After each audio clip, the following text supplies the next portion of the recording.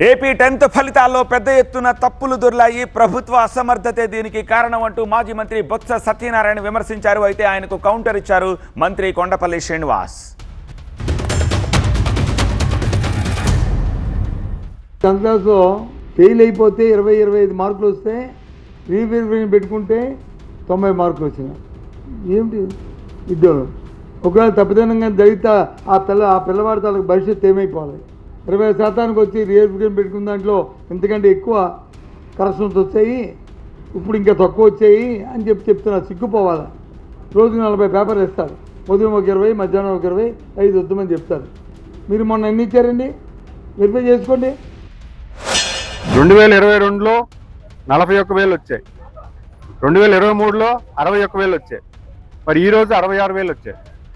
గత ఆయన కూడా విద్యాశాఖ చేశారు, ఆయన కూడా దాని పరిస్థితి తెలియాలి, తెలుసుకోవాలి. తెలియకపోతే గతం చూసుకొని అక్కడ డిపార్ట్మెంట్లో గతంలో ఏం జరిగింది కూడా ఆయన కూడా విశ్లేషణ చేసుకొని ఒక మాట ఇచ్చుంటే బాగుండేది.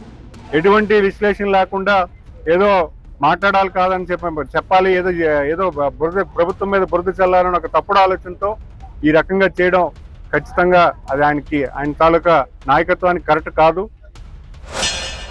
విద్యార్థులకి ఈ 10th క్లాస్లో జరిగిన ఈ అవకతవకల పట్ల పూర్తిగా కూడా మేము ప్రభుత్వం తరఫున ప్రభుత్వాన్ని డిమాండ్ చేస్తున్నాం. నష్టవానికి ఎవరైతే దీని బాధ్యులో వారి మీద ఏం చర్యలు తీసుకున్నారు? ఎందుకు ఉన్న ప్రాక్టీస్ని మీరు డివైడ్ అవ్వాల్సి వచ్చింది? ఎందుకంటే ఈరోజు యువ నాయకులు మళ్ళీ ప్రతి స్కూల్ని డెవలప్ చేస్తూ విద్యా వ్యవస్థను మొత్తం కూడా స్ట్రీమ్లైన్ చేస్తూ అవకాశాలు కల్పించే దిశగా అన్ని రకాలుగా కూడా ఈరోజు పిల్లలకి భవిష్యత్తు వచ్చే దశగా ప్రభుత్వం పరిపాలన చేస్తుంటే ఈరోజు ఆయన ఈ రకంగా మాట్లాడడం ఆయనకు తగదని నేను తెలియజేసుకుంటున్నాను.